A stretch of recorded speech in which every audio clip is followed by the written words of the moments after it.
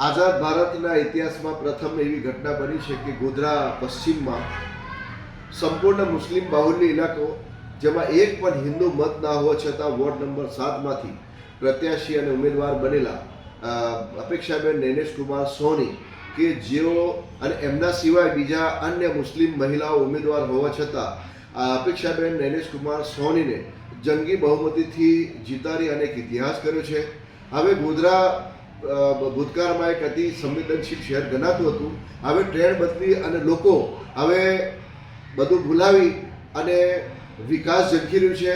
Road, રસ્તા અને પ્રાથમિક સુવિધાઓ, સ્વાસ્થ્ય અને શિક્ષણ બાબતે ધ્યાન આપી રહ્યા છે અને જે અન્ય જે રાજનીતિ ચાલતી હતી એને ભૂલાવી અને ગોધરા શહેરમાં રોજગારીનું માહોલ અને ભાઈચારો, બંધુત્વની ભાવના બની રહે એ પ્રકારે એક ટ્રેન્ડ કરી અને એક ઇતિહાસ રચ્યો છે.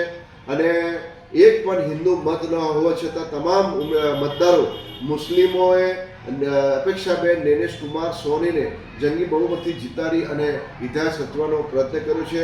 અને હવે અમે ગોધરા શહેરનું ગોધરા શહેર પર લાગેલું જે લાછણ છે અને બદનામી છે એને ભૂસી અને હવે ગોધરા શહેરને અમે એક રળિયામનો અને સૌહાર્દ અને ભાઈચારાનો એક સેન્ટર બનાવીશું એવી લોકોની લાગણી છે. રમજાની જુજારા, અધિવક્તા, ગોધરા.